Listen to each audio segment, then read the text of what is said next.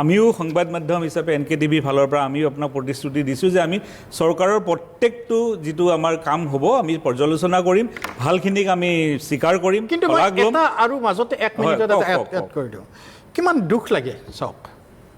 আজি অসমৰ এখন হাইলি চাৰ্কুলেটেড নিউজ পেপাৰ, যদি আপুনি অনুমতি দিয়ে মই নামটো ক'ব পাৰোঁ, অসমীয়া প্ৰতিদিন, আটাইতকৈ ডাঙৰ হেড নিউজটো কি কৰিছে জানেনে?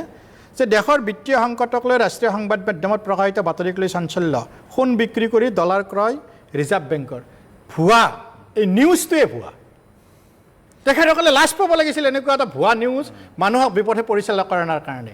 আৰু য'ত আজি ৰিজাৰ্ভ বেংকে তাতে ক্লেৰিফিকেশ্যন দিছে যে ব্লুমবাৰ্গৰ সেই নিউজটো কোনো পধ্যে সঁচা নহয়, আমি কেতিয়াও সোণ বিক্ৰী কৰা নাই, সোণ কংগ্ৰেছে বিক্ৰী কৰিছিল, আমি বিক্ৰী কৰা নাই। গতিকে মানুহক কেনেকৈ ভুল পথে যাতে পৰিচালনা নকৰে তাৰ বাবে গণতন্ত্ৰক চতুৰ্থ মাধ্যম বুলি নকয়, চতুৰ্থ স্তম্ভ সংবাদ মাধ্যম, আপোনালোকৰ প্ৰতি মোৰ বিনম্ৰতাৰে অনুৰোধ, আপোনালোকে আমাক য'ত বেয়া দেখে সেইটোক আপোনাক দেখুৱাই দিয়ক, কিন্তু মানুহক বিপথে পৰিচালিত নকৰিব।